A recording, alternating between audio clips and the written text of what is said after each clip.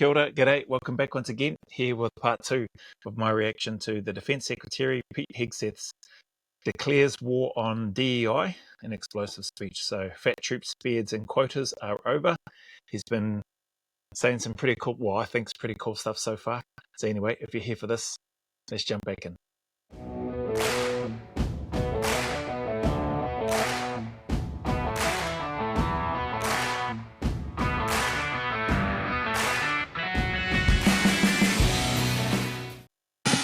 Every year of service. Also today, at my direction, every warrior across our joint force is required to do PT every duty day. Should be common sense. I mean, most units do that already, but we're codifying it. And we're not talking like hot yoga and stretching. Thank goodness their buzzing has finally stopped. I think it was going all the way through, or a large part through my first reaction, whatever that noise is from. But listening to him having to do PT every duty day, so every day that you're at work, it's awesome, man. That is again something that just sounds and seems like should be common sense. It was in my days in the infantry battalion, and it was definitely part of the norm once making it into the SAS. So whether you were doing it in your team or as a troop or as a section, or whether you were doing PT on your own. And for the vast majority, you always had guys that were doing extra PT on their own as well, in addition to what you were doing with your section, platoon or company. It's a shame if that hasn't been happening. Real hard PT, either as a unit or as an individual. Actually, I forgot to mention, I don't think there's anything wrong with a hot yoga session as well. It's good to sort of loosen up, but maybe not as your, maybe that's something to do on a recovery session type piece of PT, mobility work or whatever, stretching, rather than, not using hot yoga as your actual PT. I don't think that's the go. At every level, from the Joint Chiefs to everyone in this room to the youngest private, leaders set the standard, and so many of you do this already. Active, guard, and reserve. This also means grooming standards. No more beards, long hair, superficial individual expression. We're going to cut our hair, shave our beards, and adhere to standards. Man, I love that. That sounds awesome. I mean, I think I recall during my time just coming through the Defence Force in general in New Zealand, I think people in the Navy may have been, or maybe it was from a certain rank, I might have that completely wrong, but I think people in the Navy could have a beard. Maybe it was dependent on rank, I'm not sure.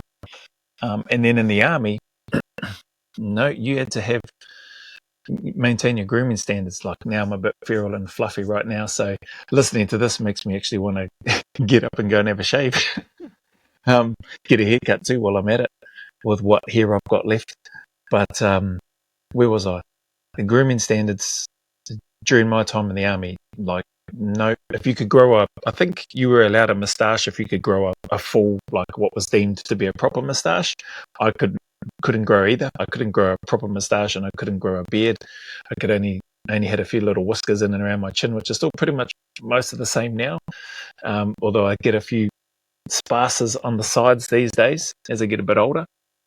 But if you couldn't grow a proper moustache, then you weren't allowed to have it. And pretty much when I come through, it was short back and sides and clean shaven. Even when we're out in the field in the conventional military and the infantry during my time, your morning routine, like, you weren't allowed to grow a big massive beard.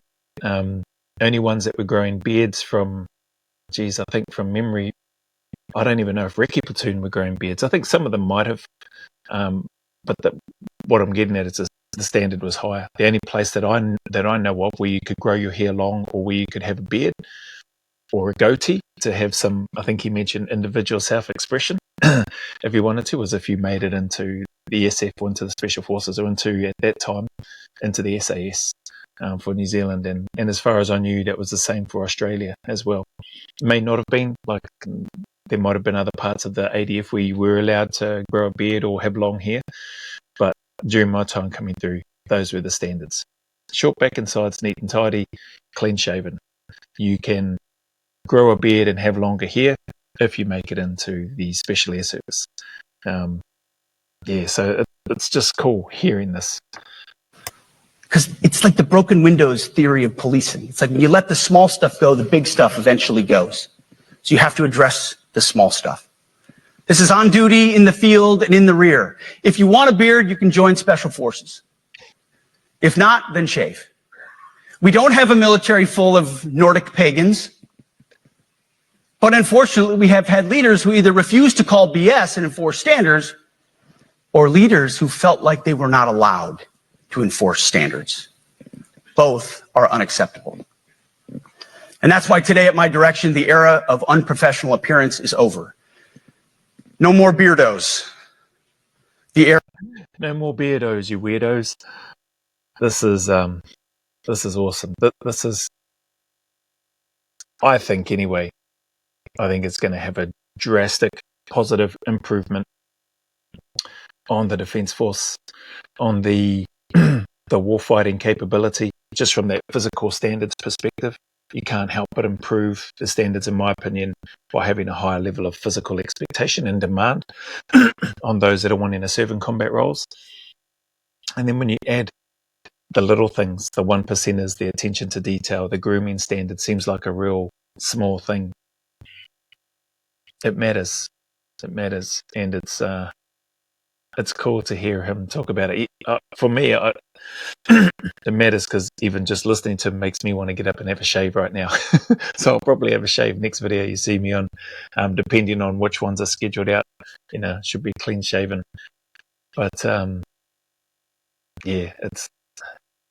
just very, very happy to be hearing this, and I hope that the coalition forces, if it's not something that they are already doing, I hope they take stock. I hope they take heed. I hope they're listening, and I hope they go, you know what, we've deviated from our path as well. If New Zealand has, if Australia has, if the UK has, etc. And if they have, I hope they have the courage. I hope they have the courage to go, you know what, we need to do what the US is doing and setting the example for. This is what we need to pick ourselves back up. Era of rampant and ridiculous shaving profiles is done. Simply put, if you do not meet the male level physical standards for combat positions, cannot pass a PT test, or don't want to shave and look professional, it's time for a new position or a new profession. Fair enough. If you don't want to meet those standards, if you don't like them, get out, leave. I sincerely appreciate the proactive efforts the secretaries have already taken in some of those areas, service secretaries. And these directives are intended to simply accelerate those efforts. On the topic of standards, allow me a few words to talk about toxic leaders. Upholding and demanding high standards is not toxic. Enforcing high standards, not toxic leadership. Leading warfighters toward the goals of high, gender-neutral, and uncompromising standards in order to forge a cohesive, formidable, and lethal Department of War is not toxic. It is Agreed. Our duty, consistent with our constitutional oath. Real toxic leadership is endangering subordinates with low standards. Real toxic leadership is promoting people based on immutable characteristics or quotas instead of based on merit. Real toxic leadership is promoting destructive ideologies that are an anathema to the Constitution and the laws of nature and nature's God, as Thomas Jefferson wrote in the Declaration of Independence. The definition of toxic has been turned upside down, and we're correcting that. That's why. Love it. Love to hear this. This is powerful, man, for anybody, whether you're a current serving member, whether you're looking to join the Defence Force, particularly in the US, based on what the Defence Secretary is saying and the shift that they're taking. And or if you're a veteran, probably I'd say more particularly in the US as well, because those veterans, depending on when they joined, when they got out, etc., I'm assuming that's probably the era and the time that they were in when these sorts of things that he's talking about were the norm. And now, some of them may be sitting back looking and going, man, things have changed. So hopefully this helps give them a bit of a lift and a boost, and instill some confidence in the US anyway, and their country, getting a grip, taking a hold of where things used to be, and the standards and the drive that they used to have prior to the wokeness of what's been happening with the DEI push, etc. By today, at my direction, we're undertaking a full review of the department's definitions of so-called toxic leadership, bullying, and hazing, to empower leaders to enforce standards without fear of retribution or second guessing. Of course, you can't. Bullying and hazing will be an interesting one, depending on, how that's looked at. I think I haven't seen the video yet, but I think there was a bit of an uproar, and they were talking about the Navy SEAL hazing that they were going through. It's like, mate, they would have already had an idea that they could expect to get hazed during or before they even stepped foot on there. So don't, people trying to step in to change that, how things run in that space, just need to keep their noses out of it. Again, decisions and comments being made, more than likely, I'd be willing to wager and bet good money on it, that those comments have been made by people that have never served in those units and that have never served in any sort of combat role at all, or within a team that has gone and served in combat operations. So just leave that space alone. We just stay in our lanes and let the SEALs and let the SAS and let the SBS and let the other SF units roll how they roll to get the people that they need. Do like nasty bullying and hazing. We're talking about words like bullying and hazing and toxic. They've been weaponized and bastardized inside our formations, undercutting commanders and NCOs. No more. Setting, achieving, and maintaining high standards is what you all do. And if that makes me toxic, then so be it. Second, today at our direction, we're ensuring that every service, every unit, every schoolhouse, and every form of professional military education conduct an immediate review of their standards. It's interesting. That's the first time I think I've heard him say today at our direction. Everything up until that point anyway was around at my direction or at his direction. So, interesting. Now, we've done this in many places already, but today it goes across the entire Department of War. Any place where tried and true physical standards were altered, especially since 2015 when combat arms standards were changed to ensure females could qualify, must be returned to their original standard. That's awesome. I love it. I honestly hope this is something that is heard and felt by the other coalition forces that back and support the US, because I could, I'm hazarding a guess here, but if your superpower, the strength in that strength piece through strength piece, being the US, is setting the standard with regards to the type of warfighters that they are going to have, create, train, lead, etc. And then coalition forces come along, and we've potentially got fat, out of shape people that haven't met the standard, but because they, for whatever reason, DEI comes in and there's quotas or there's ethnicity pieces around it or there's gender pieces related to it. I would hazard a guess to say that those US troops likely wouldn't want to go to battle with a section or a platoon or a company or a battalion that has a vast majority of people that aren't up to par, that aren't up to meeting the standard, or that haven't met the standard, and that look out of shape. So anyway, that's my 2 cents on that. Anyway, so I really love what I'm hearing the Defence Secretary say, and I think it'll be even better once it's all implemented and you see it in action. Other standards have been manipulated to hit racial quotas as well, which is just as unacceptable. This too must end. Merit only. The president talks about it all the time. Merit-based. Here are 2 basic frameworks I urge you to pursue in this process. Standards I call, my staff's heard all about them, the 1990 test and the E6 test. The 1990s test is simple. What were the military standards in 1990? And if they have changed, tell me why. Was it a necessary change based on the evolving landscape of combat? Or was the change due to a softening, weakening, or gender-based pursuit of other priorities? Geez, I wonder if he's going to talk about what the 1990 test was and the E6 test. Let's hope so. 1990 seems to be as good a place to start as any. And the E6 test.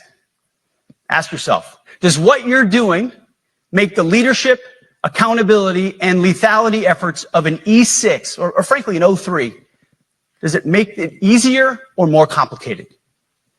Does the change empower staff sergeants, petty officers, and tech sergeants to get back to basics? The answer should be a resounding yes. The E6 test or O3 test clarifies a lot, and it clarifies quickly. Because war does not care if you're a man or a woman. Neither does the enemy. Nor does the weight of your rucksack, the size of an artillery round, or the body weight of a casualty on the battlefield who must be carried. This, and I want to be very clear about this is not about preventing women from serving. We very much value the impact of female troops. Our female officers and NCOs are the absolute best in the world. But when it comes to any job that requires physical power to perform in combat, those physical standards must be high and gender neutral. If women can make it, excellent. If not, it is what it is. If that means no women qualify for some combat jobs, so be it. Hear, hear, man. Hear, hear. This is awesome. If they can meet the standard, great. If they don't, hey, it is what it is. There will be other places where you can serve and likely serve effectively. But man, yeah. That is not the intent, but it could be the result.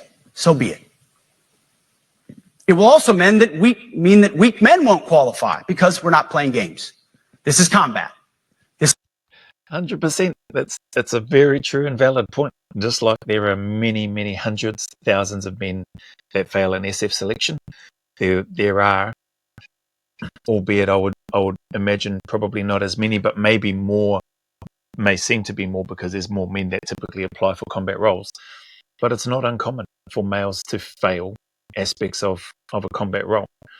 And sometimes they get back squatted or they don't receive certain entitlements or pay increases until such time as they're able to show that they can pass those things.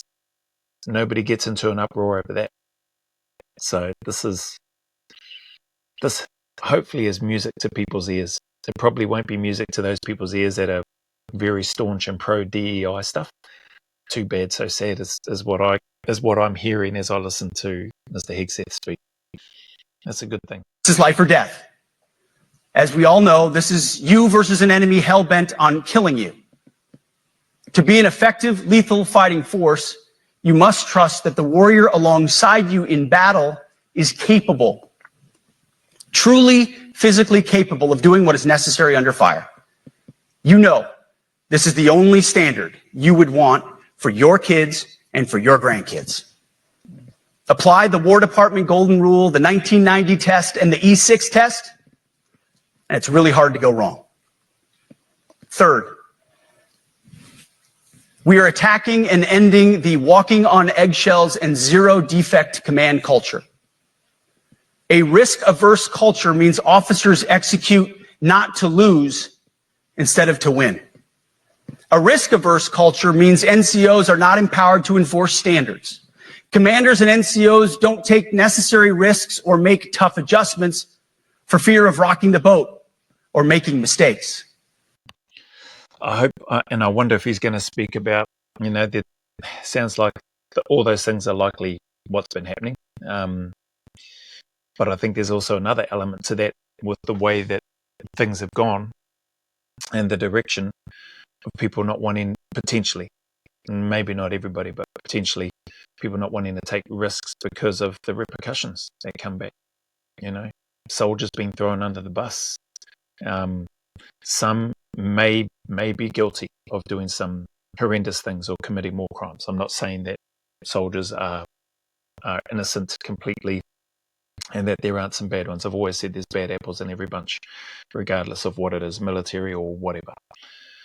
But that can also, and we would be naive, I think, to think that there is a risk, that there is a risk averseness to making decisions to want to win because of the potential repercussions that may come back on the person in charge or the leader in that case. So I don't know if he's going to talk about that, but that's something that does come to mind with regards to soldiers. I agree, though. You want soldiers that are prepared to take risks, calculated risks, not be, mindless, just march towards with no sort of plan. You want people to take on board based on the information they have, based on the resources that they have available, based on the skill, the competency that they have, and leveraging the group if you've still got a group left, and have the courage to make a decision, to live and die by that decision, regardless of what it is, in terms of what the goal or the objective is that you're trying to achieve. But it can be hard if you're trying to chip away and work through these things where people have felt being charged for war crimes, etc. Like, I don't know the story of Eddie Gallagher, but that's a name from the US side of things that comes to mind, and I haven't looked into that yet, but it is on my list of things to do a reaction to based on some of the interviews that he's done. You've got the J. Cowles of the world, former 2-2 SAS operator. It doesn't, and there's probably a whole bunch more, but it doesn't paint a good picture, if that makes sense, with regards to people having the confidence to make and take these decisions. Anyway. A blemish-free record is what peacetime leaders covet the most, which is the worst of all incentives. We, as senior leaders, need to end the poisonous culture of risk aversion and empower our NCOs at all levels to enforce standards.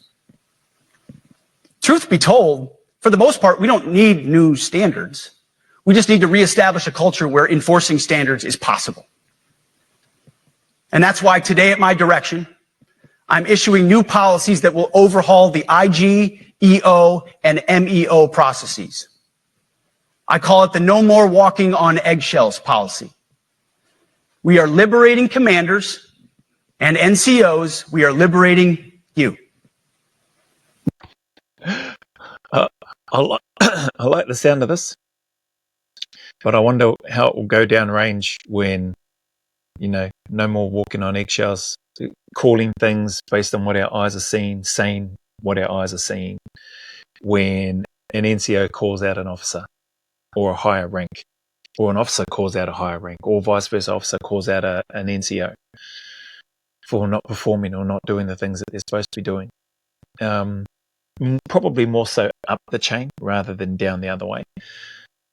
Or private, calling out an NCO or an officer for potentially not doing what it is that they're supposed to be doing or should be doing under these things here. To have the opportunity to speak freely, still respectfully, to still come to the person with a level of respect, which should be fairly common sense anyway, but I get it, common sense isn't that common. But I'd like to think that there would be a level of respect shown towards anybody, regardless of whether it's coming down or going uphill in the communication. But the test will be seeing how that's received, and particularly by the person that's a higher rank receiving information from somebody that's a subordinate of theirs. That'll be interesting. We are overhauling an inspector general process, the IG, that has been weaponized, putting complainers, ideologues, and poor performers in the driver's seat. We're doing the same with the equal opportunity and military equal opportunity policies, the EO and MEO at our department. No more frivolous complaints, no more anonymous complaints, no more repeat complainants, no more smearing reputations, no more endless waiting, no more legal limbo, no more sidetracking careers, no more walking on eggshells. I mean, it sounds great. I think a lot of that stuff will still likely happen. I think you'll still get the repeat complainers. I think you'll still get smear campaigns. I think you'll still get people trying to tear down another person's career. I don't know that the things that the Defence Secretary is talking about here will end all of that. It would be great if it did, but I think that stuff's probably been kicking around long before the standards from a physical perspective probably changed anyway. I can't speak for the US military, but I would hazard a guess that it's probably been like that for a long time. And those things, I don't know how you police or control that. Anonymous complaints.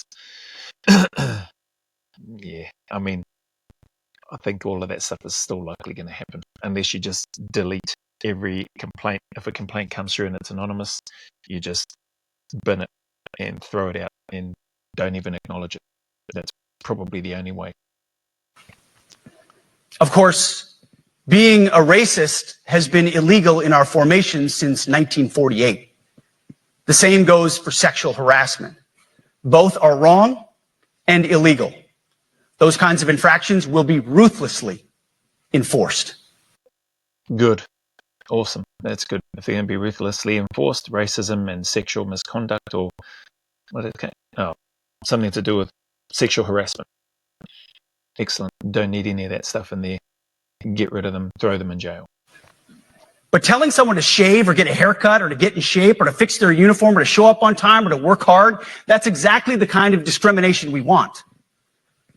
We are not civilians. You are not civilians. You are set apart for a distinct purpose. So we, as a department, need to stop acting and thinking like civilians and get back to basics and put the power back in the hands of commanders and NCOs. Commanders and NCOs who make life and death decisions. Commanders and NCOs who enforce standards and ensure readiness. Commanders and NCOs who in this War Department have to look in the mirror and have to pass the golden rule test. My kids, your kids, America's sons and daughters.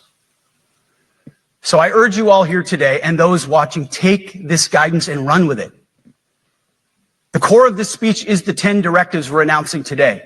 They were written for you, for Army leadership, for Navy leadership, for Marine Corps leadership, for Air Force leadership, Space Force leadership. These directives are designed to take the monkey off your back and put you, the leadership, back in the driver's seat. Man, I wonder how these leaders in this hall or wherever it is that they are, I wonder how they're feeling. I hope they're feeling good about it. Like, I can't help but smile based on what I'm hearing the Defence Secretary talk about. It just makes sense to me. It sounds awesome. And I hope those leaders that are there at this meeting hearing it firsthand and how it impacts them specifically and directly, man, I hope they're feeling the same. And I hope, like I've mentioned, that the coalition forces around the world hear this speech. And I hope that the leaders take this speech and cause the leaders of their countries within their military to listen to this and to assess, are we doing these things, or have we let our standards drop? Have we let DEI take over? Have we been taking instruction from political leaders, people with political agendas who have no experience when it comes to combat or war? And should we be implementing these things in our own backyard so that we can be a stronger warfighting capable force to go and support and be there as part of the coalition with a superpower like the US? That's what I think, and I hope that happens if it's not already happening with regards to the coalition forces that are strong advocates and supporters of the US. Anyway, I think I'll wrap this one up here. It's nearly 30 minutes, and I'm going to take a pause and then come back and do another reaction on this one and see if I can get through the rest of it or what's remaining with the remaining time. So if you made it this far, thank you for your time as always. Appreciate you.